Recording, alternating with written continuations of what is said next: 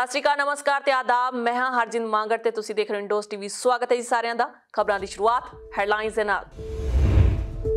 32 ਕਿਸਾਨ ਜਥੇਬੰਦੀਆਂ ਵੱਲੋਂ ਚੱਲਦੇ ਪੱਕੇ ਮੋਰਚੇ ਅੱਜ 19 ਮਾਰਚ ਦਾ ਦਿਨ ਪੈਪਸੂ ਮੁਜ਼ਾਹਰਾ ਲਹਿਰ ਨੂੰ ਸਮਰਪਿਤ ਹੋਵੇਗਾ।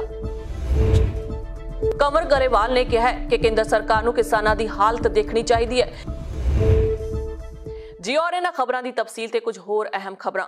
पंजाब विच 32 किसान जथेबंदियां ਵੱਲੋਂ खेती कानूनां ਦੀ वापसी ਲਈ लगाए पक्के मोर्चों ते पैपसू मुजाहरा लहर दे शहीदां ਨੂੰ श्रद्धांजलियां दित्तियां जाणगीਆਂ। किरत किसान यूनियन दे आगू राजिंदर सिंह, दीप सिंह वाला, भारतीय किसान यूनियन दे जनरल सकत्तर जगमोहन सिंह, BKU एकता उगराहां दे जनरल सकत्तर सुखदेव सिंह कोकरी कलां, किसान आगू प्रेम सिंह भंगू, किसान मजदूर संघर्ष कमेटी के प्रधान सतनाम सिंह पन्नू ਅਤੇ ਹੋਰਨਾਂ ਨੇ ਦੱਸਿਆ ਕਿ ਪੰਜਾਬ ਭਰ 'ਚ 32 ਕਿਸਾਨ ਜਥੇਬੰਦੀਆਂ ਵੱਲੋਂ ਚੱਲਦੇ ਪੱਕੇ ਮੋਰਚੇ ਅੱਜ 19 ਮਾਰਚ ਦਾ ਦਿਨ ਪੈਪਸੂ ਮੁਜ਼ਾਹਰਾ ਲਹਿਰ ਨੂੰ ਸਮਰਪਿਤ ਹੋਵੇਗਾ।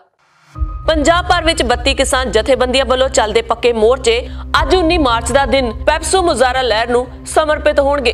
सूबे ਦੀਆਂ किसान जथेबंदियां ਦੀ ਅਗਵਾਈ ਹੇਠ ਭਾਜਪਾ ਨਾਲ ਸੰਬੰਧਿਤ ਆਗੂਆਂ ਦੇ ਘਰਾਂ ਮੂਹਰੇ, ਟੋਲ ਪਲਾਜ਼ਿਆਂ ਉੱਪਰ, ਅਬਾਨੀ ਤੇ ਅਡਾਨੀ ਦੇ ਕਾਰੋਬਾਰੀ ਟਿਕਾਣਿਆਂ ਮੂਹਰੇ, ਰੇਲਵੇ ਸਟੇਸ਼ਨਾਂ ਦੇ ਪਾਰਕਾਂ ਅੰਦਰ, ਨਿੱਜੀ ਖੇਤਰ ਦੇ ਥਰਮਲ ਪਲਾਂਟ ਅਤੇ ਮੋਗਾ ਦੇ ਸਾਈਲੋ ਦੇ ਬਾਹਰ 125 ਤੋਂ ਵੱਧ ਥਾਵਾਂ ਤੋਂ ਚੱਲ ਰਹੇ ਧਰਨਿਆਂ ਦੌਰਾਨ ਕਿਸਾਨ ਬੁਲਾਰਿਆਂ ਨੇ खेती कानूनां दी वापसी तक लम्मा घोल लड़न दा अहद कीता है। किसान आगू राजिंदर सिंह, दीप सिंह वाला ने कहा कि किरती किसान यूनियन दे आगू विंग नौजवान भारत सभा ਅਤੇ पंजाब स्टूडेंट्स यूनियन दी अगवाई हेठ हजारां नौजवान पंजाब दे 7 पवित्र स्थानां आनंदपुर साहिब, अमृतसर साहिब, सराबा, सुनाम, उधम सिंह वाला, खटकड़ कलां, सरहंद, फतेहगढ़ साहिब तो शहीद भगत सिंह ਦੇ ਪੂਰਨਿਆਂ ਤੇ ਚੱਲਣ ਦੀ ਸਹੁੰ ਖਾ ਕੇ ਅਤੇ ਇਹਨਾਂ ਸਥਾਨਾਂ ਦੀ ਮਿੱਟੀ ਲੈ ਕੇ ਦਿੱਲੀ ਦੀਆਂ ਹੱਦਾਂ ਤੇ ਪਹੁੰਚਣਗੇ।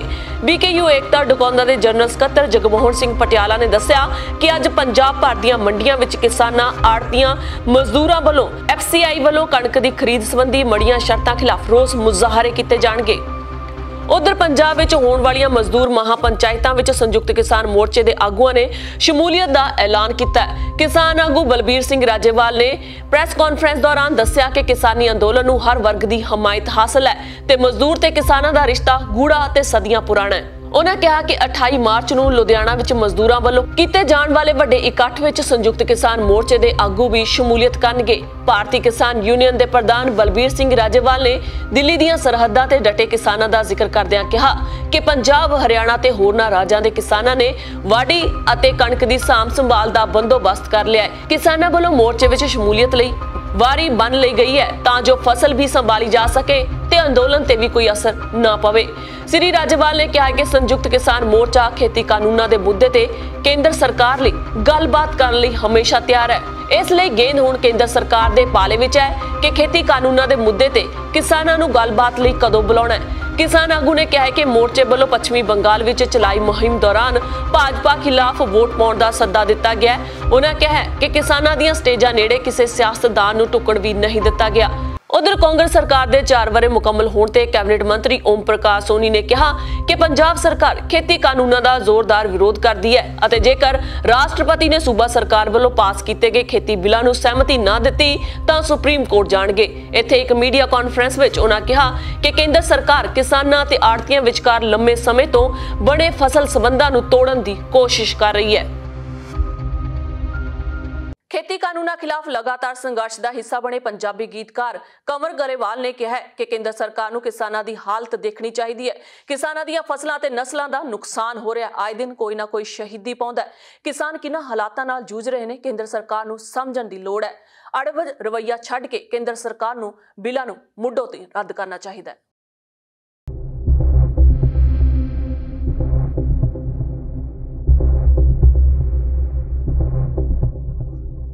खेती कानूनां दे खिलाफ राजस्थान दे गंगानगर विच किसानां ਵੱਲੋਂ महापंचायत की गई है, जिथे महापंचायत नूं भरमा हुंगारा मिलिया।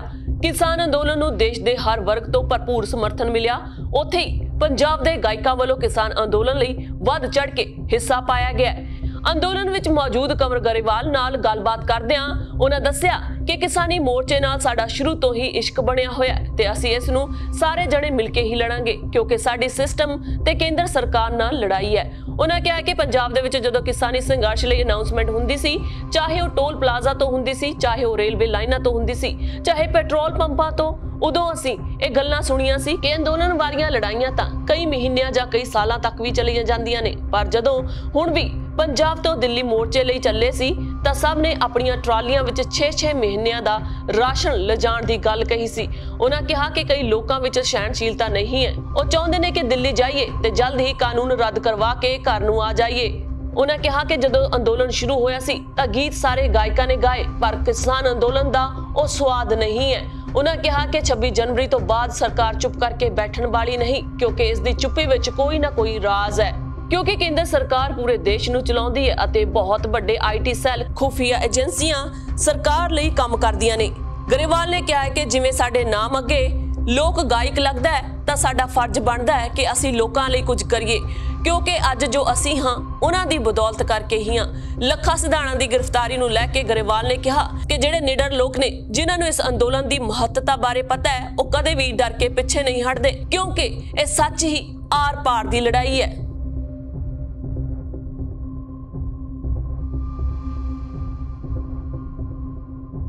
ਰਾਜਧਾਨੀ ਦਿੱਲੀ ਤੋਂ ਇੱਕ ਵੀਡੀਓ ਵਾਇਰਲ ਹੋ ਰਿਹਾ ਜਿਸ ਵਿੱਚ ਇੱਕ ਵਿਅਕਤੀ ਤੰਦੂਰੀ ਰੋਟੀ ਬਣਾਉਂਦੇ ਹੋਏ ਉਸ ਵਿੱਚ ਮਸਾਲੇ ਦੀ ਥਾਂ ਥੁੱਕ ਪਾ ਕੇ ਫਲੇਵਰ ਦੇ ਰਿਹਾ ਸੀ। ਇਸ ਮਾਮਲੇ ਵਿੱਚ ਪੁਲਿਸ ਨੇ ਮੁਹੰਮਦ ਇਬਰਾਹਿਮ, ਜਿਸ ਦੀ ਉਮਰ 40 ਸਾਲ ਹੈ, ਅਤੇ ਸਾਥੀ ਅਨਵਰ, ਜੋ ਕਿ 22 ਸਾਲਾਂ ਦਾ ਹੈ, ਨੂੰ ਗ੍ਰਿਫਤਾਰ ਕਰ ਲਿਆ ਹੈ।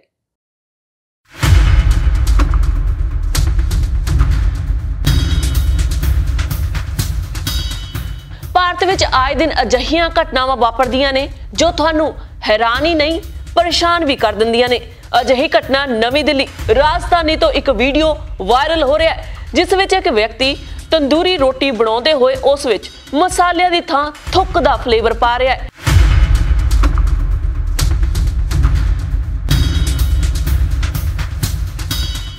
ਇਸ ਮਾਮਲੇ ਵਿੱਚ ਪੁਲਿਸ ਨੇ ਮੁਹੰਮਦ ਇਬਰਾਹਿਮ 40 ਸਾਲ ਅਤੇ ਸਾਥੀ ਅਨਵਰ 22 ਨੂੰ ਗ੍ਰਿਫਤਾਰ ਕਰ ਲਿਆ ਹੈ। ਵੀਡੀਓ ਵਾਇਰਲ ਹੋਣ ਤੇ ਦਿੱਲੀ ਪੁਲਿਸ ਨੇ ਖੁਦ ਹੀ ਇਸ ਮਾਮਲੇ ਤੇ ਨੋਟਿਸ ਲੈਂਦੇ ਹੋਏ FIR ਦਰਜ ਕੀਤੀ ਅਤੇ ਦੋਨਾਂ ਦੋਸ਼ੀਆਂ ਨੂੰ ਗ੍ਰਿਫਤਾਰ ਕੀਤਾ। ਪੁਲਿਸ ਨੇ ਦੱਸਿਆ ਕਿ ਇਸ ਵੀਡੀਓ ਨੂੰ ਕਿਸੇ ਨੇ ਸੋਸ਼ਲ ਮੀਡੀਆ ਤੇ ਪੋਸਟ ਕਰਨ ਦੇ ਨਾਲ DCP ਵੈਸਟ ਨੂੰ ਟੈਗ ਕੀਤਾ ਸੀ ਅਤੇ ਕੈਪਸ਼ਨ ਵਿੱਚ ਹੇਠਾਂ ਇਲਾਕੇ ਦਾ ਨਾਮ ਖਿਆਲਾ ਲਿਖਿਆ ਹੋਇਆ ਸੀ। ਵੀਡੀਓ ਵਾਇਰਲ ਹੋਣ ਤੇ ਦਿੱਲੀ ਪੁਲਿਸ ਦੀ ਪੱਛਮੀ ਜ਼ਿਲ੍ਹੇ ਦੀ ਪੁਲਿਸ ਨੇ ਜਾਂਚ ਸ਼ੁਰੂ ਕੀਤੀ ਤਾਂ ਪਤਾ ਲੱਗਾ ਇਹ ਪੱਛਮੀ ਦਿੱਲੀ ਦੇ ਖਿਆਲਾ ਇਲਾਕੇ ਵਿੱਚ ਬਣੇ ਚਾਂਦ ਨਾਮ ਦੇ ਢਾਬੇ ਦਾ ਹੈ। ਪੁਲਿਸ ਨੇ ਮਾਮਲੇ ਦੀ ਗੰਭੀਰਤਾ ਨੂੰ ਦੇਖਦੇ ਹੋਏ IPC ਦੀ ਧਾਰਾ 269, 270, 273 ਦੇ ਤਹਿਤ ਕੇਸ ਦਰਜ ਕੀਤਾ। ਚਾਂਦ ਹੋਟਲ ਦਾ ਲਾਇਸੈਂਸ ਨਹੀਂ ਸੀ, ਲਿਹਾਜ਼ਾ ਦਿੱਲੀ ਪੁਲਿਸ ਨੇ ਐਕਟ ਦੇ ਤਹਿਤ ਢਾਬੇ ਦਾ ਚਲਾਨ ਵੀ ਕਰ ਦਿੱਤਾ। ਪੁਲਿਸ ਨੇ ਦੋਨਾਂ ਦੋਸ਼ੀਆਂ ਨੂੰ ਗ੍ਰਿਫਤਾਰ ਕੀਤਾ। ਹਾਲਾਂਕਿ ਜ਼ਮਾਨਤੀ ਧਾਰਾਵਾਂ ਸਨ, ਲਿਹਾਜ਼ਾ ਦੋਨਾਂ ਨੂੰ ਜ਼ਮਾਨਤ ਮਿਲ ਗਈ ਹੈ। ਬਹਰਹਾਲ ਲੋਕਾਂ ਨੂੰ ਅਜਿਹੇ ਅਨਸਰਾਂ ਤੋਂ ਸੁਚੇਤ ਹੋਣ ਦੀ ਲੋੜ ਹੈ, ਉਹ ਵੀ ਅਜਿਹੇ ਵਿੱਚ ਜਦੋਂ ਕਰੋਨਾ ਵਾਇਰਸ ਦੀ ਮਾਰ ਪੂਰੇ ਸੰਸਾਰ ਉੱਤੇ ਫੈਲੀ ਹੋਈ ਹੈ। ਖਾਸ ਕਰਕੇ ਭਾਰਤ ਦੇ ਵਿੱਚ ਕਰੋਨਾ ਵਾਇਰਸ ਦੀ ਲਹਿਰ ਇੱਕ ਵਾਰ ਫਿਰ ਤੋਂ ਉੱਠੀ ਹੈ। ਅਜਿਹੇ ਹਾਲਾਤਾਂ ਵਿੱਚ ਸ਼ਰਾਰਤੀ ਅਨਸਰ ਕਿਸੇ ਨਾ ਕਿਸੇ ਢੰਗ ਦੇ ਵਿੱਚ ਆ ਕੇ ਬਿਮਾਰੀਆਂ ਫੈਲਾਉਣ ਦਾ ਜ਼ਿੰਮਾ ਲੈ ਲੈਂਦੇ ਨੇ। ਬੜੀ ਹੀ ਮਾੜੀ ਅਤੇ ਸ਼ਰਮਨਾਕ ਘਟਨਾ ਹੈ ਕਿ ਜਿੱਥੇ ਲੋਕ ਭੁੱਖਣ ਭਾਣੇ ਰੁਪਈਏ ਪੈਸੇ ਦੇ ਕੇ ਆਪਣੀ ਭੁੱਖ ਮਿਟਾਉਣ ਜਾਂਦੇ ਸਨ, ਉੱਥੇ ਹੀ ਪੈਸੇ ਦੇ ਕੇ ਉਹਨਾਂ ਇਨਸਾਨਾਂ ਦਾ ਥੁੱਕ ਵੀ ਖਾਂਦੇ ਰਹੇ। ਪ੍ਰਸ਼ਾਸਨ ਨੂੰ ਸੁਚੇਤ ਹੋਣ ਤੇ ਕਰੜੀ ਕਾਰਵਾਈ ਕਰਨ ਦੀ ਤਾਕੀਦ ਕੀਤੀ ਜਾਂਦੀ ਹੈ। Harjinder Kaur Mangat, Indus TV, Australia. Australia ਵਿੱਚ ਪੰਜਾਬੀ ਪੱਤਰਕਾਰੀ ਨਾਲ ਜੁੜੇ ਗੁਰਸ਼ਮਿੰਦਰ ਸਿੰਘ, ਜਿਨ੍ਹਾਂ ਨੂੰ ਮਿੰਟੂ ਬਰਾੜ ਦੇ ਨਾਮ ਨਾਲ ਜਾਣਿਆ ਜਾਂਦਾ ਹੈ, ਨੂੰ ਤੀਜੀ ਵਾਰ ਗਵਰਨਰ ਮਲਟੀਕਲਚਰਲ ਐਵਾਰਡ ਮਿਲਿਆ। ਦੱਖਣੀ ਆਸਟ੍ਰੇਲੀਆ ਦੇ ਗਵਰਨਰ ਹਿਊ ਵੈਨਲੀ ਨੇ ਕਿਹਾ ਕਿ ਉਹ ਨਾਮਵਰ ਸ਼ਖਸੀਅਤਾਂ ਨੂੰ ਇੱਕ ਵਕਾਰੀ ਅਵਾਰਡ ਪ੍ਰਦਾਨ ਕਰਕੇ ਖੁਦ ਮਾਣ ਮਹਿਸੂਸ ਕਰ ਰਹੇ ਨੇ।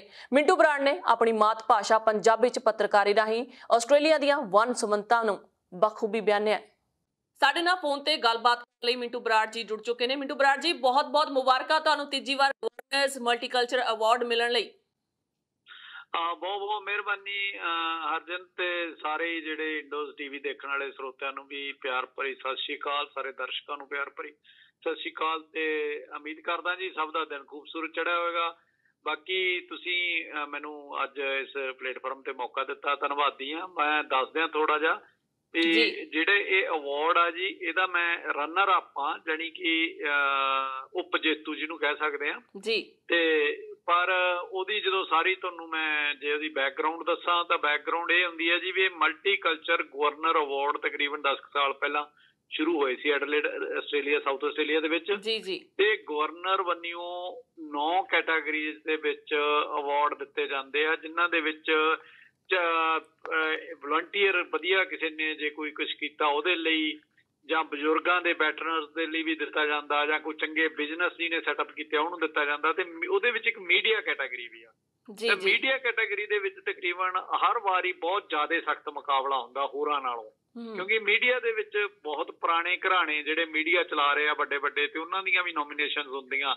ਤੇ ਮੈਨੂੰ ਇਸ ਦੀ ਖੁਸ਼ੀ ਹੋਈ ਵੀ ਮੈਂ ਲਗਾਤਾਰ ਤੀਜੀ ਵਾਰ ਫਾਈਨਲਿਸਟ ਹੋਇਆ, ਜਿਹੜੀ ਕਿ ਇੱਕ ਵੱਡੀ ਮੇਰੇ ਹਿਸਾਬ ਨਾਲ ਮੇਰੇ ਕੰਮਾਂ ਦੇ ਹਿਸਾਬ ਨਾਲ ਮੈਨੂੰ ਵੱਡੀ ਲੱਗ ਰਹੀ ਆ, ਪ੍ਰਾਪਤੀ ਹੋਈ ਹੈ ਜੀ।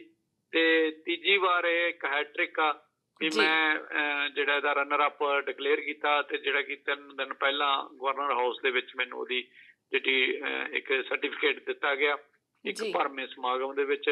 ਤੇ ਇਹਦੇ 'ਚ ਜਿਹੜੀ ਖਾਸ ਜਿਹੜੀ ਮੈਂ ਪ੍ਰਾਪਤੀ ਇਹ ਮੰਨਦਾ ਵੀ ਮੈਨੂੰ ਸਪੈਸ਼ਲ ਪ੍ਰੀਮੀਅਰ ਤੇ ਗਵਰਨਰ ਵੱਲੋਂ ਸਾਡੇ ਵੱਲੋਂ ਉਹਨਾਂ ਨੇ ਸਪੈਸ਼ਲ ਇਹ ਗੱਲ ਕਹੀ ਵੀ ਤੁਸੀਂ ਜਿਹੜੀ ਤੁਹਾਡੇ 'ਚ ਲਗਾਤਾਰਤਾ, ਜਿਹਨੂੰ ਅਸੀਂ ਕਹਿ ਸਕਦੇ ਹਾਂ ਵੀ ਕੋਈ ਵੀ ਕੰਮ ਬੰਦਾ ਸਾਲ 2 ਸਾਲ ਕਰਦਾ, 4 ਸਾਲ ਕਰਦਾ, ਫਿਰ ਭੱਜ ਜਾਂਦਾ, ਥੱਕ ਜਾਂਦਾ, ਜਾਂ ਉਹਦੇ ਕੋਲੇ ਉਹਨਾਂ ਐਨਰਜੀ ਨਹੀਂ ਰਹਿੰਦੀ, ਪਰ ਉਹ ਕਹਿੰਦੇ ਵੀ ਅਸੀਂ ਤੈਨੂੰ ਦੇਖ ਰਹੇ ਹਾਂ ਵੀ ਤੂੰ ਲਗਾਤਾਰ 15 ਸਾਲਾਂ ਤੋਂ ਜਿਹੜਾ ਇਹਦੇ ਤੇ ਮਿਹਨਤ ਕਰ ਰਹੇ ਆ। ਤੇ ਉਹਦੇ 'ਚ ਉਹਨਾਂ ਨੇ ਬੜੀ ਇਸ ਦੀ ਖੁਸ਼ੀ ਮਨਾਈ ਵੀ ਕੋਈ ਵੀ ਹੁਣ ਤੱਕ ਦੇ ਇਤਿਹਾਸ ਦੇ ਵਿੱਚ ਲਗਾਤਾਰ 3 ਵਾਰੀ ਫਾਈਨਲ ਦੇ ਵਿੱਚ ਨਹੀਂ ਪਹੁੰਚ ਸਕਿਆ, ਕਿਉਂਕਿ ਉਹਦੀਆਂ ਕਿਤੇ ਨਾ ਕਿਤੇ ਉਹਦੀ ਜਿਹੜੀ ਟੁੱਟ ਜਾਂਦੀ ਹੈ, ਜਿਹੜੀ ਉਹਦੀ ਲੜੀ ਆ ਉਹ ਟੁੱਟਦੀ ਰਹੀ ਆ। ਇਸ ਤੋਂ ਪਹਿਲਾਂ 2 ਅਵਾਰਡ ਤੁਹਾਨੂੰ ਕਿਹੜੇ ਸੰਨ ਦੇ ਵਿੱਚ ਮਿਲੇ ਸਨ?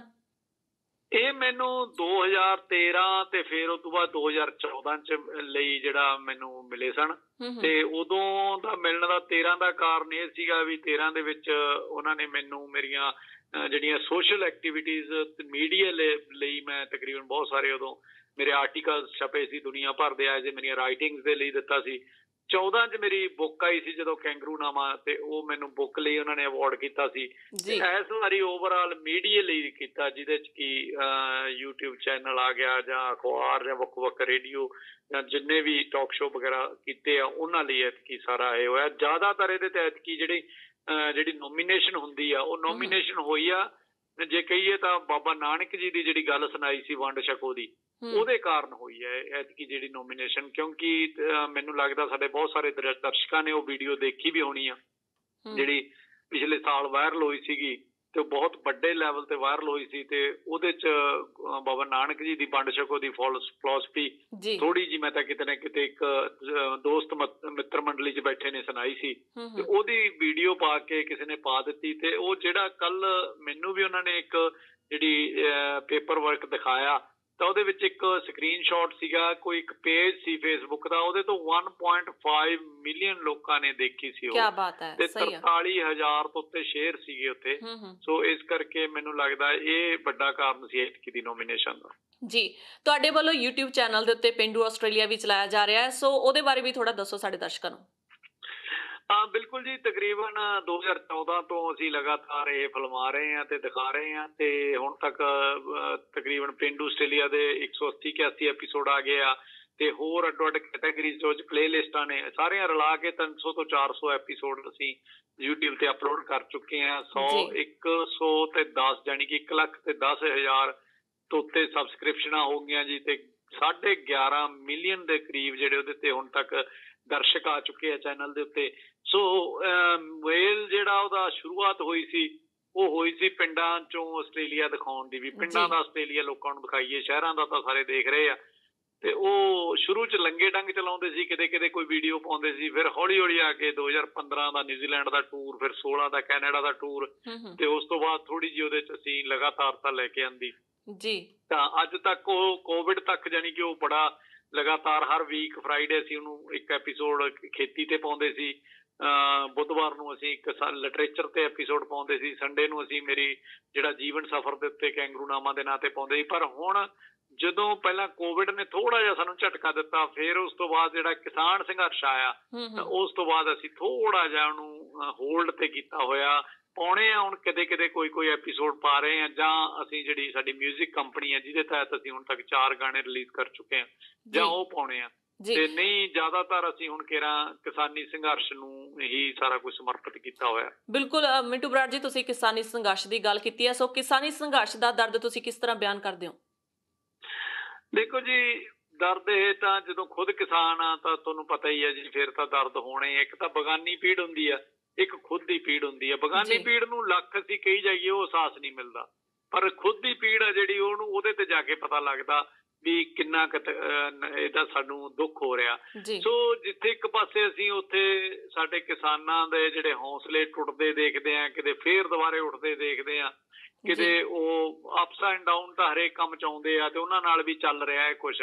ਤੇ ਸਰਕਾਰਾਂ ਧੱਕਾ ਕਰ ਰਹੀਆਂ, ਉਲਟੇ ਕੇਸ ਦਰਜ ਕਰ ਰਹੀਆਂ, ਕੁਛ ਕਰ ਨਹੀਂ ਰਹੀਆਂ, ਤਾਂ ਉਹ ਦੁੱਖ ਬਹੁਤ ਲੱਗਦਾ। ਤੇ ਦੂਜਾ ਜਿਹੜੀ ਸਾਡਾ ਇੱਕ, ਇਹ ਤਾਂ ਚਲੋ ਮੈਂਟਲੀ ਤੌਰ ਤੇ ਜਾਂ ਸਾਡੀ ਆਉਣ ਵਾਲੀਆਂ ਨਸਲਾਂ ਨੂੰ ਖਤਮ ਕਰਨ ਲਈ ਜਾਂ ਸਾਡਾ ਵਜੂਦ ਖਤਮ ਕਰਨ ਲਈ ਗੱਲਾਂ, ਨਾਲ ਜਿਹੜੀ ਸਾਨੂੰ ਆਰਥਿਕ ਤੌਰ ਤੇ ਵੀ ਬਹੁਤ ਜ਼ਿਆਦਾ ਰਗੜਾ ਲਾਇਆ ਜਾਂਦਾ।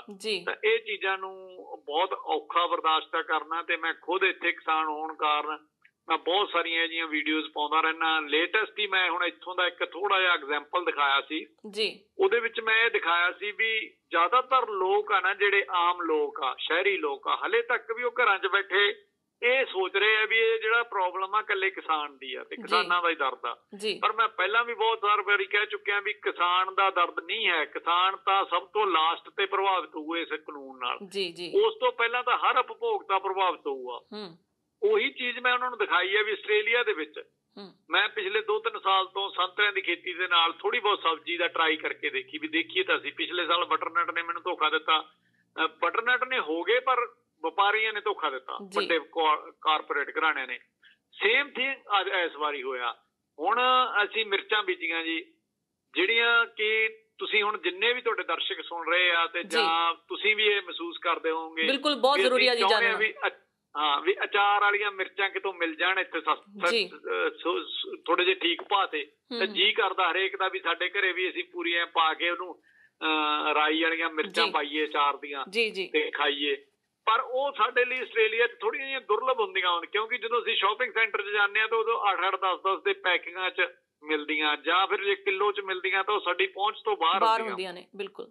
ਮੈਂ ਪਰਸੋਂ 'ਚ ਉੱਥੇ ਦਿਖਾਇਆ, ਮੇਰੀ ਜਿਹੜੀ ਮਿਰਚ ਆ, ਉਹ ਮਿਰਚ ਦਾ ਇੱਕ ਬਾਕਸ 6 ਕਿਲੋ ਦਾ ਸਾਨੂੰ ਤੜਵਾਈ ਤੱਕ ਉਹ $16 ਦਾ ਆਪ ਨੂੰ ਖੁਦ ਨੂੰ ਪੈ ਰਿਹਾ। ਉਹਦੀ ਜੇ ਉਹ ਤਾਂ ਛੱਡੋ, ਜਿਹੜੀ ਅਸੀਂ 6 ਮਹੀਨੇ ਸਾਂਭਿਆ, ਬੀਜਿਆ, ਪਾਣੀ ਲਾਇਆ, ਉਹ ਤਾਂ ਅੱਡ ਖਰਚੇ ਆ, ਉਹ ਤਾਂ ਜੋੜੇ ਨਹੀਂ। ਅਸੀਂ ਇਹ $16 ਚ ਖਰਚੇ 'ਚ ਜੋੜਿਆ, ਜਿਹਦੇ 'ਚ ਇਹਦਾ ਖਾਲੀ ਬਾਕਸਾ ਲੈਣਾ, ਉਹਦੀ $5-6 ਦੀ ਤੜਵਾਈ, 6 ਕਿਲੋ ਦੀ ਤੜਵਾਈ ਦੇਣੀ, ਉਹਨੂੰ ਰੈਪ ਕਰਨਾ, ਉਹਨੂੰ ਪਾਇਲਟ ਤੇ ਰੈਪ ਕਰਨਾ, ਪਾਇਲਟ ਨੂੰ ਮੈਲਬਰਨ ਭੇਜਣਾ 800 ਕਿਲੋਮੀਟਰ ਟਰਾਂਸਪੋਰਟ ਤੋਂ, ਤੇ ਇਹ ਕਮਿਸ਼ਨ ਨੂੰ ਦੇਣਾ ਕਮਿਸ਼ਨ। ਇਹਨਾਂ ਸਾਰਿਆਂ ਨੂੰ ਲਾ ਕੇ ਸਾਨੂੰ $16 ਚ ਘਰੇ ਬਕਸਾ ਤਿਆਰ ਮਿਲਦਾ ਇੱਕ। ਤੇ ਉਹ ਬਕਸੇ ਦੀ ਜਦੋਂ ਰੇਟ ਲੱਗ ਕੇ ਆਉਂਦਾ ਵਾਪਸ ਤਾਂ ਮੈਕਸੀਮਮ $14 ਤੇ ਬਹੁਤੇ ਨੂੰ $12 ਚੋਂ ਮਾਰਕੀਟ 'ਚ ਵਿਕਦਾ। ਮੀਨਸ ਅਸੀਂ $2 ਤੋਂ $4 ਪਰ ਬਾਕਸ ਦਾ ਲਾਸ ਕਰਨੇ ਆ। ਇੱਕ ਪਾਇਲਟ ਦੇ ਉੱਤੇ 96 ਬਾਕਸ ਜਾਂਦੇ ਆ। ਸੋ ਮੀਨਸ ਇੱਕ ਪਾਇਲਟ $200 ਤੋਂ $400 ਸਾਡਾ ਲਾਸ ਕਰਦਾ ਗਾ।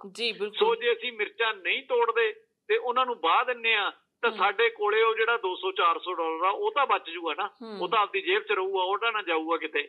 ਸੋ ਹੁਣ ਜਦੋਂ ਮਾਰਕੀਟ 'ਚ ਜਾਂਦੇ ਹੋ ਤੁਸੀਂ, ਉਹੀ ਮਿਰਚ ਜਿਹੜੀ ਸਾਡੇ ਤੋਂ $3-2 ਨੂੰ ਕਿਲੋ ਮੰਗੀ ਜਾ ਰਹੀ ਆ, ਤੇ ਉਹਦੇ 'ਚ ਵੀ ਨਖਰੇ ਕੀਤੇ ਜਾ ਰਹੇ ਆ ਕਿ ਇਹਨਾਂ 'ਚ ਵਿੰਗ ਪੈ ਗਿਆ, ਇਹ 'ਚ ਰੰਗ ਬਦਲ ਗਈ, ਇਹਦੀ ਡੰਡੀ ਛੋਟੀ ਆ, ਇਹਦੀ ਡੰਡੀ ਵੱਡੀ ਆ, ਇਹਦਾ 'ਚ ਕੌੜੀ ਘੱਟ ਹੈ, ਮਿੱਠੀ ਆ, ਏਦਾਂ ਕਰਕੇ ਨਖਰੇ ਕਰਕੇ ਜਿਹੜੇ ਲਈ ਜਾ ਰਹੀ ਆ ਮਿਰਚ, ਉਹੀ ਮਿਰਚ ਸ਼ਾਪਿੰਗ ਸੈਂਟਰ ਦੇ ਵਿੱਚ $29 ਨੂੰ ਕਿਲੋ ਆ। ਦੇਖੋ ਕਿੰਨਾ ਵੱਡਾ ਮਾਰਜਨ ਜੀ। ਹੁਣ ਉਹ ਚੀਜ਼ਾਂ ਤੋਂ ਦੁੱਖ ਲੱਗਦਾ ਸਾਨੂੰ ਵੀ ਇਹੀ ਕਾਰਪੋਰੇਟ ਘਰਾਣੇ ਜਿਹੜੇ ਇੱਥੇ ਵੀ ਬਣੇ ਹੋਏ ਆ, ਜਿਹੜੇ ਕੀ ਕਹਿੰਦੇ ਆ ਵੀ ਅਸੀਂ, ਸਾਡੇ ਲਈ ਤਾਂ ਇਹ ਸਬਜ਼ੀ ਆ ਜਿਹੜੀ ਉਹ ਗ੍ਰੇਡਿੰਗ ਕਰਕੇ ਸਭ ਤੋਂ ਟੌਪ ਕੁਆਲਿਟੀ, ਜਿਹਦੇ ਉੱਤੇ ਕੋਈ ਦਾਗ ਨਾ ਹੋਵੇ, ਕੋਈ ਵਿੰਗ ਵਾਲ ਨਾ ਹੋਵੇ, ਉਹ ਭੇਜੋ। ਹੁਣ ਦੱਸੋ ਅਸੀਂ ਮਿਰਚਾਂ ਨੂੰ ਪ੍ਰੈਸ ਕਰਕੇ ਕਿੱਥੋਂ ਭੇਜ ਦਈਏ, ਕਿੱਥੋਂ ਉਹਨਾਂ ਨੂੰ ਅਸੀਂ ਪਾਲਿਸ਼ਾਂ ਕਰਕੇ ਭੇਜ ਦਈਏ। ਸੋ ਉਹ ਬਹਾਨੇਬਾਜ਼ੀਆਂ ਦੇ ਵਿੱਚ ਸਾਨੂੰ ਰਗੜਿਆ ਜਾ ਰਿਹਾ। ਮੈਂ ਪਿੱਛੇ ਜਿਹਾ ਲਾਸਟ ਵੀਡੀਓ ਜਿਹੜੀ YouTube ਤੇ ਦੇਖੋਗੇ ਇਸੇ ਚੀਜ਼ ਤੇ ਪਾਈ ਸੀ ਮਿਰਚਾਂ ਤੇ, ਤਾਂ ਉਹਦੇ ਮੈਂ ਦਿਖਾਈ ਆ ਲਾਈਵ, ਖੇਤ ਚੋਂ ਦਿਖਾਇਆ ਵੀ ਕਿੱਦੋਂ ਸਾਡੇ ਨਾਲ ਵਾਪਰਦਾ। ਤੇ ਇਹੀ ਚੀਜ਼ ਇੰਡੀਆ 'ਚ ਹੋਣ ਜਾ ਰਹੀ ਆ ਤੇ ਹੋਣੀ ਆ, ਹੋ ਵੀ ਰਹੀ ਆ। ਪਰ ਹੁਣ ਸਮਝ ਨਹੀਂ ਆ ਰਹੀ, ਉਪਭੋਗਤਾ ਨੂੰ ਸਮਝ ਨਹੀਂ ਆ ਰਹੀ ਵੀ ਅਸੀਂ ਭਾਈ ਉਹਦਾ ਕਿਸਾਨਾਂ ਦੇ ਮੂਹਰਲੇ ਪਾਸੇ ਅਸੀਂ ਆ ਕੇ ਖੜੀਏ। ਇਹ ਹੋਣਾ ਚਾਹੀਦਾ ਅਸਲ 'ਚ। ਜੀ ਬਿਲਕੁਲ, ਤੁਸੀਂ ਬਿਲਕੁਲ ਬਹੁਤ ਹੀ ਸਰਲ ਤਰੀਕੇ ਦੇ ਨਾਲ ਸਮਝਾ ਦਿੱਤਾ ਹੈ ਕਿ ਨੁਕਸਾਨ ਸਭ ਤੋਂ ਜ਼ਿਆਦਾ ਕਿਸਦਾ ਹੈ। ਕਿਸਾਨਾਂ ਨੂੰ ਫਿਰ ਵੀ ਉਹਨਾਂ ਨੇ ਜੋ ਮਿਹਨਤ ਆ ਉਹਨਾਂ ਦੀ ਕੁਛ ਨਾ ਕੁਛ ਤਾਂ ਪੱਲੇ ਪੈਣਾ ਹੀ ਆ, ਪਰ ਜਿਹੜਾ ਚੂਨਾ ਲੱਗਣਾ ਰਗੜਾ ਲੱਗਣਾ ਉਹ ਆਮ ਇਨਸਾਨਾਂ ਨੂੰ ਪੈਣਾ। ਸੋ ਆਮ ਲੋਕਾਂ ਨੂੰ ਇਹ ਹੁਣ ਇਸ ਸਮੇਂ ਸਮਝ ਲੈਣਾ ਚਾਹੀਦਾ ਕਿ ਇਕੱਲੀ ਕਿਸਾਨਾਂ ਦੀ ਲੜਾਈ ਨਹੀਂ ਹੈ, ਕਿਸਾਨ ਵੀ ਤੁਹਾਡੇ ਕਰਕੇ ਉੱਥੇ ਮੋਰਚਿਆਂ ਤੇ ਬੈਠੇ ਨੇ। ਬਿਲਕੁਲ ਜੀ, ਦੇਖੋ ਹੁਣ ਮੈਂ ਕਈ ਵਾਰੀ ਕਹਿ ਚੁੱਕਿਆ ਵੀ ਕਿਸਾਨ ਆ ਨਾ ਜਿਹੜਾ ਉਹ ਫੇਲ ਹੁੰਦਾ ਠੰਡਾ ਭਾਂਡਾ ਹੁੰਦਾ, ਬਹੁਤ ਟਾਈਮ ਲਾ ਦਿੰਦਾ ਤੇ ਐਡਾ ਸੌਖਾ ਫੇਲ ਨਹੀਂ ਹੁੰਦਾ ਕਿਸਾਨ ਆਪਦੀ ਜ਼ਮੀਨ ਤੋਂ ਪਹਿਲਾਂ ਔਖਾ ਸੌਖਾ ਗਹਿਣੇ ਦੇ ਲੂਆ, ਫਿਰ ਉਹਨੂੰ ਬੈ ਦੇ ਲੂਆ, ਫਿਰ ਉਹੀ ਠੇਕੇ ਤੇ ਲੈ ਕੇ ਬਾਹ ਲੂਆ, 20-30 ਸਾਲ ਕੱਢ ਲੈਂਦਾ ਤੇ 20-30 ਸਾਲਾਂ ਦੇ ਵਿੱਚ ਇੱਕ ਅੱਧੀ ਕੋਈ ਜਨਰੇਸ਼ਨ ਕੋਈ ਆ ਜਾਂਦੀ ਹੈ, ਕੋਈ ਕਲਿੱਕ ਆ ਜਾਂਦਾ ਤੇ ਉਹਦੇ ਚੋਂ ਫੇਰ ਉਹ ਪੈਰਾਂ ਸਿਰ ਹੋ ਜਾਂਦਾ। ਪਰ ਜਿਹੜਾ ਹੈਂਡ ਟੂ ਮਾਊਥ ਬੰਦੇ ਆ, ਜਿਹੜੇ ਰੋਜ਼ ਦਿਹਾੜੀ ਕਰਕੇ ਖਾਂਦੇ ਆ, ਦੁਕਾਨਦਾਰ ਬੰਦੇ ਆ, ਉਹਨਾਂ ਦਾ ਕੀ ਬਣੂਗਾ ਜਦੋਂ ਉਹਨਾਂ ਨੂੰ ਹਰ ਚੀਜ਼ ਕਿਲੋ ਦੇ ਪੈਕਟਾਂ 'ਚ ਪਲਾਸਟਿਕ ਦੀਆਂ ਵਧੀਆ ਥੈਲੀਆਂ 'ਚ ਮਿਲਣ ਲੱਗ ਗਈ ਤੇ ਉਹ ਵੀ 4-4 ਗੁਣਾ ਭਾਅ ਦੇ ਉੱਤੇ। ਉਹਨਾਂ ਦੀ ਇਨਕਮ ਤਾਂ ਵਧਣੋਂ ਰਹੀ, ਉਹਨਾਂ ਦੇ ਤਾਂ ਬਿਜ਼ਨਸ ਘਟ ਰਹੇ ਆ। ਅੱਜ ਜਿਹੜੀਆਂ ਵੱਡੀਆਂ ਸਟੋਰ ਆ ਵੱਡੇ ਵੱਡੇ ਸ਼ਹਿਰਾਂ 'ਚ ਖੁੱਲ ਗਏ ਆ ਜਿਹੜੇ ਇੰਡੀਆ ਦੇ ਵਿੱਚ, ਤੇ ਉਹ ਛੋਟੇ ਦੁਕਾਨਦਾਰਾਂ ਨੂੰ ਤਾਂ ਆਲਰੇਡੀ ਖਾਈ ਜਾਂਦੇ ਆ। ਉਦੋਂ ਬਾਅਦ ਉਹਨਾਂ ਦੇ ਇਨਕਮ ਸੋਰਸਿਸ ਹੋਣੇ ਨਹੀਂ ਤੇ ਉਹੀ ਚੀਜ਼ਾਂ ਉਹਨਾਂ ਨੂੰ ਦੁੱਗਣੇ ਤਿੱਗਣੇ ਭਾਵਾਂ ਦੇ ਉੱਤੇ ਉਹਨਾਂ ਸਟੋਰਾਂ 'ਚੋਂ ਲੈਣੀਆਂ ਪੈਣੀਆਂ। ਬੜੀ ਸਿੰਪਲ ਫੰਡਾ, ਸਿੰਪਲ ਜੀ ਗੱਲ ਆ। ਪਰ ਜਿਹੜੇ ਇੱਕ ਅੰਨਾ ਸ਼ਰਧਾਲੂ ਨਹੀਂ, ਜਿਹੜੇ ਸ਼ਰਧਾ ਚ ਉੱਲੂ ਕਹਿੰਦੇ ਜਿਹਨਾਂ ਨੂੰ ਕਹਿੰਦੇ ਆ, ਉਹ ਸ਼ਰਧਾ ਚ ਉੱਲੂ ਹੋਏ ਲੋਕ ਇੰਨੀ ਸਾਦੀ ਗੱਲ ਸਮਝਣ ਲਈ ਵੀ ਤਿਆਰ ਨਹੀਂ, ਉਲਟਾ ਤੁਹਾਡੇ ਨਾਲ ਬਹਿਸ ਕਰਦੇ ਆ ਤੇ ਤੁਹਾਨੂੰ ਇਹ ਕਹਿੰਦੇ ਆ ਵੀ ਨਹੀਂ ਤੁਸੀਂ ਕਾਂਗਰਸੀ ਹੋ, ਤੁਸੀਂ ਪਾਕਿਸਤਾਨੀ ਹੋ, ਤੁਸੀਂ ਚਾਈਨੀ ਹੋ, ਤੁਸੀਂ ਖਾਲਿਸਤਾਨੀ ਹੋ, ਇਹ ਜਿਹੀਆਂ ਮੋਹਰਾਂ ਲਾ ਕੇ ਤੁਹਾਨੂੰ ਉੱਥੋਂ ਨਕਾਰਨ ਦੀ ਕੋਸ਼ਿਸ਼ ਕਰਦੇ ਆ। ਹਾਲਾਂਕਿ ਉਹਨਾਂ ਦਾ ਦਿਮਾਗ ਇਸ ਟਾਈਮ ਬੰਦ ਹੋਇਆ ਤੇ ਉਹ ਆਉਣ ਵਾਲੇ ਦਿਨਾਂ 'ਚ ਇਹਨੂੰ ਭੁਗਤਣਗੇ। ਜੀ ਬਿਲਕੁਲ ਭੁਗਤਣਗੇ। ਬਰਾੜ ਸਾਹਿਬ, ਇੱਕ ਗੱਲ ਇੱਥੇ ਹੋਰ ਕਰਨੀ ਬਣਦੀ ਹੈ ਕਿ ਬਰਤਾਨੀਆ ਦੀ ਸੰਸਦ ਦੇ ਵਿੱਚ ਇਹ ਮੁੱਦਾ ਉੱਠਿਆ। ਸੋ ਇਹ ਕਿਸਾਨੀ ਮੁੱਦਾ ਅੱਜ ਸਿਰਫ ਨੈਸ਼ਨਲ ਮੁੱਦਾ ਨਹੀਂ, ਇੰਟਰਨੈਸ਼ਨਲ ਮੁੱਦਾ ਬਣ ਚੁੱਕਿਆ। ਸੋ ਜਿਹੜੇ ਉੱਥੋਂ ਦੇ ਪ੍ਰਧਾਨ ਮੰਤਰੀ ਜੌਨ ਬੋਰਿਸਨ ਜਿਹੜੇ ਭਾਰਤ ਆ ਰਹੇ ਨੇ ਅਪ੍ਰੈਲ ਦੇ ਅੰਤ ਦੇ ਵਿੱਚ, ਸੋ ਉਹਨਾਂ ਵੱਲੋਂ ਸਾਰੇ ਵਿਧਾਇਕਾਂ ਵੱਲੋਂ ਮਿਲ ਕੇ ਕਿਹਾ ਗਿਆ ਹੈ ਕਿ ਬੋਰਿਸ ਜੌਨਸਨ ਜਿਹੜੇ ਹੈਗੇ ਨੇ ਇੰਡੀਆ ਦੇ ਵਿੱਚ ਪ੍ਰਧਾਨ ਮੰਤਰੀ ਦੇ ਨਾਲ ਕਿਸਾਨੀ ਮੁੱਦੇ ਦੇ ਉੱਤੇ ਗੱਲ ਜ਼ਰੂਰ ਕਰਨ। ਤੁਸੀਂ ਇਸ ਮਸਲੇ ਨੂੰ ਕਿਵੇਂ ਦੇਖਦੇ ਹੋ? ਬਿਲਕੁਲ ਜੀ, ਇਹ ਪਹਿਲਾਂ ਵੀ ਉਹਨਾਂ ਨੇ ਕਦਮ ਚੱਕਿਆ ਸੀ 26 ਜਨਵਰੀ ਤੇ ਉਹਨਾਂ ਨੇ ਆਉਣਾ, ਉਹਨਾਂ ਨੇ ਰੋਕਿਆ ਸੀ ਸਾਰਿਆਂ ਨੇ ਰਲ ਮਿਲ ਕੇ ਵੀ ਨਹੀਂ ਤੁਸੀਂ ਜਾਣਾ, ਤੇ ਉਹਦਾ ਇੰਟਰਨੈਸ਼ਨਲ ਪੱਧਰ ਤੇ ਬਹੁਤ ਵੱਡਾ ਅਸਰ ਪਿਆ ਸੀ, ਥੂ ਹੋਈ ਸੀ। ਪਰ ਉਹ ਤਾਂ ਚਲੋ ਵੱਖਰੀ ਗੱਲ ਆ ਵੀ ਇਹ ਵੱਡੇ ਆ, ਮੀਡੀਆ ਇਹਨਾਂ ਦੇ ਨਾਲ ਆ ਤੇ 26 ਜਨਵਰੀ ਇਹਨਾਂ ਨੇ ਧਿਆਨ ਹੀ ਡਿਵਰਟ ਕਰਤਾ ਸਾਰੀ ਗੱਲ ਤੋਂ। ਤੇ ਪਰ ਅਸਲ ਦੇ ਵਿੱਚ ਬੋਰਿਸ ਪਹਿਲਾਂ ਵੀ ਇਹ ਕਰ ਚੁੱਕੇ ਆ ਤੇ ਹੁਣ ਇਹ ਸੈਕੰਡ ਅਟੈਂਪਟ ਆ ਉਹਨਾਂ ਦੀ ਵੀ ਹੋ ਸਕਦਾ ਵੀ ਉਹਨਾਂ ਨਾਲ ਅਫੀਸ਼ੀਅਲ ਤੌਰ ਤੇ ਗੱਲ ਕਰਨ। ਪਰ ਗੱਲ ਤਾਂ ਇਹ ਹੈ ਜੀ ਵੀ ਇਹਨਾਂ ਕੋਲੇ ਵੱਡੇ ਬਹਾਨੇ ਹੈਗੇ, ਇਹ ਵੱਡੇ ਬਹਾਨੇ ਕਰਕੇ ਉਹਨਾਂ ਨੂੰ ਸੁਣਾ ਦੇਣਗੇ। ਜੇ ਤਾਂ ਬੋਰਿਸ ਜੈਲਸਨ ਆ ਕੇ ਬੈਠਣ ਉਹਨਾਂ ਦੇ ਵਿੱਚ ਆਪਣੇ ਚ ਜਿਹੜੇ ਕਿਸਾਨਾਂ ਚ ਤੇ ਕਿਸਾਨਾਂ ਦਾ ਪੱਖ ਤੇ ਇੱਕ ਵਿਚੋਲੀਏ ਦੀ ਭੂਮਿਕਾ ਨਿਭਾਉਣ, ਉਹ ਤਾਂ ਇਹ ਕਹਿੰਦੇ ਆ ਵੀ ਸਾਡਾ ਤਾਂ ਅੰਤਰਿਮ ਮੁੱਦਾ, ਇਹਦੇ ਚ ਤੁਸੀਂ ਹਿੱਸਾ ਕਿਉਂ ਲੈਂਦੇ ਹੋ, ਕਿਉਂ ਤੁਸੀਂ ਦਖਲਅੰਦਾਜ਼ੀ ਦਿੰਦੇ ਹੋ, ਉਸ ਚ ਤਾਂ ਇਹ ਗੱਲ ਨਹੀਂ ਕਰਨ ਦਿੰਦੇ। ਫਿਰ ਕੱਲਾ ਜੇ ਹੁਣ ਪ੍ਰਧਾਨ ਮੰਤਰੀ ਹਾਊਸ ਪੀਐਮਓ ਹਾਊਸ ਬੋਰਿਸ ਨੂੰ ਸਮਝਾਊਗਾ, ਉਹ ਤਾਂ ਫਿਰ ਆਪਦੇ ਢੰਗ ਨਾਲ ਸਮਝਾਈ ਦੇਊਗਾ ਨਾ। ਸੋ ਇਸ ਕਰਕੇ ਉਹਦੇ ਚੋਂ ਮੈਨੂੰ ਨਹੀਂ ਲੱਗਦਾ ਕੁਛ ਬਾਹਲਾ ਨਿਕਲ ਕੇ ਆਊਗਾ। ਇਹ ਤਾਂ ਜੇ ਜ਼ਮੀਨੀ ਪੱਧਰ ਦੇ ਉੱਤੇ ਇਹਨਾਂ ਨੂੰ ਗਿਆਨ ਆ ਜੇ, ਇਹਨਾਂ ਨੂੰ ਕਿਸੇ ਪਾਸਿਓਂ ਅਕਲ ਆ ਜੇ ਵੀ ਨਹੀਂ, ਹਾਲਾਂਕਿ ਇਹਨਾਂ ਦੇ ਆਪਦੇ ਅਪੁਆਇੰਟ ਕੀਤੇ, ਹੁਣ ਦੇਖ ਲਓ ਸਤਪਾਲ ਮਲਿਕ ਰਾਜਪਾਲ ਇਹਨਾਂ ਦਾ ਆਪਦਾ ਅਪੁਆਇੰਟ ਕੀਤਾ ਤੇ ਉਹ ਇਹਨਾਂ ਨੂੰ ਕਹਿ ਰਹੇ ਆ ਵੀ ਇਹ ਕੀ ਕਰ ਰਹੇ ਹੋ ਤੁਸੀਂ, ਉਹਨਾਂ ਦੀਆਂ ਗੱਲਾਂ ਨੂੰ ਨਹੀਂ ਸੁਣ ਰਹੇ। ਤੁਹਾਡੇ ਸਾਹਮਣੇ ਆਉਣ ਵਾਲੇ 2-4 ਦਿਨਾਂ ਚ ਉਹਨਾਂ ਤੇ ਗਾਜ ਡਿੱਗੂਗੀ ਜਿਹੜੇ ਵਿਵਾਦੀ ਨਾਲੋਂ ਬੋਲੇ ਆ 2-3 ਜੀ। ਉਹਨਾਂ ਨੇ ਬਹੁਤ ਵੱਡਾ ਬਿਆਨ ਪਹਿਲਾਂ ਹੀ ਦੇ ਚੁੱਕੇ ਨੇ ਉਹ ਕਿ ਮੇਰਾ ਅਹੁਦਾ ਜਾਂਦਾ ਜਾਵੇ ਪਰ ਮੈਂ ਫਿਰ ਵੀ ਕਿਸਾਨਾਂ ਦੇ ਹੱਕ ਦੇ ਵਿੱਚ ਖੜਾਂਗਾ। ਹਾਂ ਬਿਲਕੁਲ ਜੀ। ਸੋ ਇਹ ਚੀਜ਼ਾਂ ਨਾ, ਮੈਂ ਤੁਹਾਨੂੰ ਇੱਥੇ ਇੱਕ ਕੱਲ ਬੜਾ ਮੈਂ ਵੀ ਭਾਵੁਕ ਹੋਇਆ। ਮੈਂ ਚਲੋ ਬਿਜ਼ਨਸ ਕਰਦਾ, ਕਈ ਕਿਸਮ ਦੇ ਬਿਜ਼ਨਸ ਆ, ਅੱਡੋ ਅੱਡ ਨੇਚਰ ਦੇ ਬਿਜ਼ਨਸ ਆ। ਉਹਨਾਂ ਚੋਂ ਨਾ ਇੱਕ ਬਿਜ਼ਨਸ ਮੈਂ ਪਿੱਛੇ ਜੇ 6 ਮਹੀਨੇ ਪਹਿਲਾਂ ਮੈਨੂੰ ਵੈਸੇ ਹੀ ਲੈਣਾ ਪੈ ਗਿਆ, ਵੈਸੇ ਮੇਰਾ ਇੰਟਰਸਟ ਨਹੀਂ ਸੀ ਤੇ ਉਹ ਪਰ ਵਿੱਚ ਇੱਕ ਬਿਜ਼ਨਸ ਲੈਣ ਲਈ ਮੈਨੂੰ ਡੀਲ 'ਚ ਆ ਗਿਆ। ਉਹ ਸੀ ਨਿਊਜ਼ ਏਜੰਸੀ ਦਾ। ਜੀ, ਨਿਊਜ਼ ਏਜੰਸੀ ਦੇ ਬਿਜ਼ਨਸ 'ਚ ਕੀ ਹੁੰਦਾ ਵੀ ਉਹ ਅੱਜ ਡਾਇੰਗ ਬਿਜ਼ਨਸ ਮੰਨਿਆ ਜਾ ਰਿਹਾ। ਲੋਕ ਡਿਜੀਟਲ ਹੁੰਦੇ ਜਾ ਰਹੇ ਆ, ਮੈਗਜ਼ੀਨਾਂ ਪੜ੍ਹਨੀਆਂ, ਅਖਬਾਰ ਪੜ੍ਹਨਾ ਕੋਈ ਪਸੰਦ ਨਹੀਂ ਕਰਦਾ। ਮੈਨੂੰ ਲੋਕਾਂ ਨੇ ਕਿਹਾ ਵੀ ਤੂੰ ਇਹ ਕਿਉਂ ਲੈ ਰਿਹਾ? ਮੈਂ ਕਿਹਾ ਦੇਖੋ ਵੀ ਮੈਂ ਕੋਈ ਸ਼ੌਂਕ ਨੂੰ ਨਹੀਂ ਲੈ ਰਿਹਾ, ਮੇਰੀ ਮਜਬੂਰੀ ਆ, ਮੈਂ ਕੋਈ ਹੋਰ ਬਿਜ਼ਨਸ ਬਾਏ ਕਰਨਾ, ਉਹਦੇ ਪੈਕੇਜ 'ਚ ਮੈਨੂੰ ਇਹ ਲੈਣਾ ਪੈ ਰਿਹਾ ਤੇ ਮੈਨੂੰ ਪਤਾ ਹੈ ਡਾਇੰਗ ਬਿਜ਼ਨਸ ਆ। ਤੇ ਉਹ ਪਿਛਲੇ 6 ਮਹੀਨਿਆਂ ਤੋਂ ਕੋਈ ਸਾਨੂੰ ਉਹਦਾ ਬੜਾ ਬੈਨੀਫਿਟ ਵੀ ਨਹੀਂ ਹੋਇਆ ਤੇ ਚਲੋ। ਪਰ ਕੱਲ ਨਾ ਮੈਨੂੰ ਉੱਥੇ ਜਾ ਕੇ ਇੱਕ ਬੜੀਆਂ ਮੇਰੀਆਂ ਅੱਖਾਂ ਭਰੀਆਂ। ਮੈਂ ਕੱਲ ਜਦੋਂ ਨਿਊਜ਼ ਏਜੰਸੀ ਦਿਨੇ ਗਿਆ ਨਾ ਗੇੜਾ ਮਾਰਨਾ, ਤਾਂ ਮੈਂ ਉੱਥੇ ਦੇਖਦਾ ਵੀ ਇੱਕ ਦੂਰ ਦਰਾਡੇ ਦਾ ਟਾਪੂ ਆ ਜਿੱਥੇ ਅਸੀਂ ਇਹ ਨਿਊਜ਼ ਏਜੰਸੀ ਲਈ ਹੋਈ ਆ, ਜਿੱਥੇ ਆਬਾਦੀ 2000 ਆ, ਪੰਜਾਬੀ ਤਾਂ ਇਕੱਲੇ ਅਸੀਂ ਆ ਹੁਣ ਇਸ ਟਾਈਮ। ਤੇ ਉਸ ਥਾਂ ਦੇ ਉੱਤੇ ਜਦੋਂ ਮੈਂ ਦੇਖਦਾ ਤਾਂ ਸਾਹਮਣੇ ਸ਼ੈਲਫ ਦੇ ਉੱਤੇ ਮੈਨੂੰ ਅਚਾਨਕ ਨਿਗਾਹ ਪੈਂਦੀ ਹੈ ਟਾਈਮ ਮੈਗਜ਼ੀਨ ਦੀ, ਜਿਹੜੀ ਕਿ ਪਿਛਲੇ ਦਿਨਾਂ 'ਚ ਦੇਖੋ ਤੁਸੀਂ ਕਿੰਨੀ ਫੋਟੋ ਵਾਇਰਲ ਹੋਈ ਵੀ ਬਿਲਕੁਲ ਜੀ, ਹਾਂਜੀ, ਫਰੰਟ ਪੇਜ ਦੇ ਉੱਤੇ ਜਿਹੜੀ ਫੋਟੋ ਬੀਬੀਆਂ ਦੀ, ਬਿਲਕੁਲ ਸੰਘਰਸ਼ ਕਰਦੀਆਂ ਬੀਬੀਆਂ ਦੀ ਪਹਿਲੇ ਪੰਨੇ ਤੇ ਮੈਗਜ਼ੀਨ ਚੱਕੀ, ਸਿੱਧਾ ਜਾ ਕੇ ਮੈਗਜ਼ੀਨ ਚੱਕੀ, ਉਹਦੇ ਵਿੱਚੋਂ ਜਾ ਕੇ ਸਟੋਰੀ ਦੇਖੀ, ਸਟੋਰੀ ਪੜ੍ਹੀ, ਤਾਂ ਫਿਰ ਮੇਰੇ ਮਨ ਤੇ ਮੇਰੇ ਅੱਖਾਂ ਵੀ ਭਰੀਆਂ ਤੇ ਮੇਰੇ ਜਿਹੜੇ ਪਹਿਲੀ ਗੱਲ ਇਹੀ ਵਿਚਾਰ ਚੱਲੀ ਵੀ ਜੇ ਤੁਸੀਂ ਜੈਨੂਨ ਆ, ਤੁਸੀਂ ਸੱਚੇ ਹੋ, ਤੁਹਾਡੀ ਹੱਕਾਂ ਲਈ ਆਵਾਜ਼ ਆ, ਤੁਸੀਂ ਕੁਝ ਗਲਤ ਨਹੀਂ ਹੋ, ਤਾਂ ਲੱਖ ਹਾਕਮ ਆਵਾਜ਼ ਨੂੰ ਦੱਬ ਲੈਣ। ਉਹ ਆਵਾਜ਼ ਹੱਦਾਂ ਸਰਹੱਦਾਂ ਬੰਨੇ ਤੋੜਦੀ ਹੋਈ ਹਰ ਕੋਨੇ ਤੇ ਪਹੁੰਚਦੀ ਆ ਦੁਨੀਆ ਦੇ। ਤੇ ਜੇ ਹੁਣ ਇੱਕ ਇਹੋ ਜਿਹੇ ਟਾਪੂ ਦੇ ਉੱਤੇ ਜਿੱਥੇ ਕੋਈ ਲਾਗਾ ਦੇ ਕੇ ਹੀ ਨਹੀਂ ਪੰਜਾਬੀਆਂ ਦਾ, ਜਿੱਥੇ ਕੋਈ ਲਾਗਾ ਦੇ ਕੇ ਨਹੀਂ ਕਿਸਾਨੀ ਦਾ, ਤੇ ਜਿਹੜਾ ਕਿ ਇੱਕ ਦੂਰ ਦਰਾਡੇ ਦਾ ਟਾਪੂ ਮੰਨਿਆ ਜਾਂਦਾ, ਇੱਕ ਸਿਰਫ ਸੈਲਾਨੀਆਂ ਦਾ ਥਾਂ ਮੰਨਿਆ ਜਾ ਰਿਹਾ, ਤੇ ਉੱਥੋਂ ਦੀ ਜਿਹੜੀ ਇੱਕ ਨਿਊਜ਼ ਏਜੰਸੀ ਦੇ ਉੱਤੇ ਤੇ ਉਹ ਟਾਈਮ ਮੈਗਜ਼ੀਨ ਵਿਕ ਰਹੀ ਹੈ, ਤੇ ਉਹ ਵੀ ਧੜਾ ਧੜ ਵਿਕ ਰਹੀ ਆ, ਤੇ ਉਹ ਮੈਗਜ਼ੀਨ ਦੇ ਉੱਤੇ ਉਹ ਫੋਟੋ ਵਿਕ ਰਹੀ ਆ ਤੇ ਲੋਕ ਉਸਦੀ ਚਰਚਾ ਕਰ ਰਹੇ ਆ। ਮੈਨੂੰ ਸਪੈਸ਼ਲ ਕੱਲ ਇੱਥੋਂ ਦਾ ਲੋਕਲ ਨਿਊਜ਼ਪੇਪਰ ਦਾ ਆਈਲੈਂਡਰ, ਇੱਥੇ ਨਿਊਜ਼ਪੇਪਰ ਚੱਲਦਾ, ਉਹਦਾ ਪੱਤਰਕਾਰ ਮੇਰੇ ਕੋਲੇ ਆਇਆ, ਮੇਰੀ ਇੰਟਰਵਿਊ ਕਰਕੇ ਗਿਆ ਇਸ ਮੁੱਦੇ ਦੇ ਉੱਤੇ। ਫਿਰ ਮੈਨੂੰ ਕੱਲ ਰਾਤੀ ਇੱਥੋਂ ਦਾ ਲੋਕਲ ਜਿਹੜਾ FM ਰੇਡੀਓ ਚੱਲਦਾ, ਮੈਨੂੰ ਉਹਨਾਂ ਦੀ ਕਾਲ ਆਈ, ਉਹ ਕਹਿੰਦੇ ਵੀ ਅਸੀਂ ਇਸ ਮੁੱਦੇ ਤੇ ਪਹਿਲਾਂ ਵੀ ਉਹਨਾਂ ਨੇ ਮੇਰੇ ਨਾਲ ਮਹੀਨਾ 2 ਮਹੀਨੇ ਪਹਿਲਾਂ ਗੱਲ ਕੀਤੀ ਸੀ, ਹੁਣ ਉਹ ਟਾਈਮ ਮੈਗਜ਼ੀਨ 'ਚ ਪੜ੍ਹਨ ਤੋਂ ਬਾਅਦ ਉਹਦੇ ਫਿਰ ਅਸੀਂ ਗੱਲ ਕਰਾਂਗੇ। ਸੋ ਦੇਖੋ, ਇੱਕ ਚੀਜ਼, ਇੱਕ ਸਰਕਾਰ ਜਿੰਨਾ ਮਰਜ਼ੀ ਜ਼ੋਰ ਲਾ ਲੇ ਦੱਬਣ ਦੀ ਆਵਾਜ਼ ਦੀ, ਉਹ ਆਵਾਜ਼ ਹੱਦਾਂ ਬੰਨੇ ਸਰਹੱਦਾਂ ਸਭ ਕੁਝ ਟੱਪ ਕੇ ਦੁਨੀਆ ਦੇ ਕੋਨੇ-ਕੋਨੇ ਤੱਕ ਪਹੁੰਚ ਚੁੱਕੀ ਆ। ਇਹ ਸਰਕਾਰ ਨੂੰ ਵੀ ਪਤਾ, ਪਰ ਹੁਣ ਦੇਖਦੇ ਆ ਵੀ ਉਹ ਕਿੰਨੀ ਕੁ ਬੇਸ਼ਰਮੀ ਧਾਰ ਕੇ ਰੱਖਦੀ ਆ। ਮਿੰਟੂ ਬਰਾੜ ਜੀ, ਬਹੁਤ-ਬਹੁਤ ਸ਼ੁਕਰੀਆ ਸਾਰੀ ਜਾਣਕਾਰੀ ਦੇ ਲਈ, ਬਹੁਤ ਹੀ ਸਾਰਥਕ ਵਾਰਤਾਲਾਪ ਕੀਤੀ ਹੈ ਤੁਸੀਂ, ਤੇ ਤੁਹਾਨੂੰ ਫਿਰ ਤੋਂ ਮੁਬਾਰਕਾਂ। ਤੁਸੀਂ ਪੰਜਾਬ ਦਾ, ਪੰਜਾਬੀ ਕੌਮ ਦਾ ਤੇ ਭਾਈਚਾਰੇ ਦਾ ਆਸਟ੍ਰੇਲੀਆ ਦੇ ਵਿੱਚ ਨਾਮ ਰੋਸ਼ਨ ਕੀਤਾ, ਤੇ ਤੁਹਾਨੂੰ ਬਹੁਤ-ਬਹੁਤ ਮੁਬਾਰਕਾਂ। ਧੰਨਵਾਦ ਅਰਜਨ, ਤੇ ਮੈਂ ਧੰਨਵਾਦ ਫੇਰ ਕਰਦਾ ਇੰਡੋਜ਼ ਪਲੇਟਫਾਰਮ ਦਾ। ਤੇ ਨਾਲੇ ਮੈਂ ਦੱਸਦਿਆਂ ਜੀ, ਮੈਂ ਕਦੇ ਵੀ ਦਾਅਵਾ ਨਹੀਂ ਕੀਤਾ ਵੀ ਮੈਂ ਆਹ ਕੀਤਾ ਜਾਂ ਉਹ ਕੀਤਾ। ਹਾਂ, ਮੈਂ ਸ਼ਬਦ ਵਰਤਿਆ ਜਾਂਦਾ ਜਦੋਂ ਰਹਿੰਦੇ ਇਸ ਹੋਮਿਓ ਭਰੀ ਦੁਨੀਆ ਦੇ ਵਿੱਚ, ਪਰ ਇਹ ਸਾਰੇ ਕੁਛ ਨਾ ਐਫਰਟ, ਟੀਮ ਦੇ ਐਫਰਟ ਹੁੰਦੇ ਆ। ਜਦੋਂ ਤੁਹਾਡੇ ਨਾਲ ਇੱਕ ਚੰਗੀ ਟੀਮ ਖੜੀ ਆ, ਤੁਹਾਡੇ ਨਾਲ ਚੰਗੇ ਵੈਲਵਿਸ਼ਰ ਖੜੇ ਆ, ਤਾਂ ਉਹ ਟੀਮ ਵਰਕ ਦੇ ਨਾਲ ਇਹ ਚੀਜ਼ਾਂ ਨਿਕਲ ਕੇ ਆਉਂਦੀਆਂ। ਤੇ ਮੈਂ ਤਾਂ ਸਦਾ ਹੀ ਕਹਿਣਾ ਹੁੰਦਾ ਵੀ ਇਹ ਜਿਹੜੀਆਂ ਚੀਜ਼ਾਂ ਹੋਈ ਜਾਂਦੀਆਂ, ਵਾਪਰੀ ਜਾਂਦੀਆਂ, ਮੇਰੇ ਕਰਕੇ ਨਹੀਂ, ਇਹ ਸਾਰੀਆਂ ਤੁਹਾਡੇ ਕਰਕੇ ਆ। ਜੋ ਜਿੰਨੀਆਂ ਦੁਆਵਾਂ ਦਿਨ ਰਾਤ ਮਿਲਦੀਆਂ, ਦਿਨ ਰਾਤ ਸੋਸ਼ਲ ਮੀਡੀਆ ਜਰੀਏ ਲਾਓ ਜਾਂ ਕਿਸੇ ਵੀ ਰੂਪ 'ਚ ਮਿਲਦੀਆਂ, ਇਹ ਉਹਨਾਂ ਦੇ ਨਤੀਜੇ ਆ। ਮੈਨੂੰ ਇੰਨੀ ਕੁ ਮੈਂ ਕੋਸ਼ਿਸ਼ ਰਹੂਗੀ ਅੱਗੇ ਤੋਂ ਵੀ ਜਿੰਨੀ ਕੁ ਆਸ ਮੇਰੇ ਤੋਂ ਕੀਤੀ ਜਾਂਦੀ ਹੈ, ਮੈਂ ਉਹਦੇ ਤੇ ਸਾਰਿਆਂ ਦੇ ਖਰਾ ਉਤਰਦਾ ਰਵਾਂ, ਤੇ ਇਵੇਂ ਸਫ਼ਰ ਜਾਰੀ ਰਹੇ ਜੀ। ਧੰਨਵਾਦ ਜੀ, ਬਹੁਤ-ਬਹੁਤ ਤੁਹਾਡਾ। ਮਿਹਰਬਾਨੀ। ਨਵੀਆਂ ਤੇ ਤਾਜ਼ਾ ਖਬਰਾਂ ਲਈ ਦੇਖਦੇ ਰਹੋ ਇੰਡੋਜ਼ TV ਆਸਟ੍ਰੇਲੀਆ। ਇਜਾਜ਼ਤ ਦਿਓ, ਧੰਨਵਾਦ।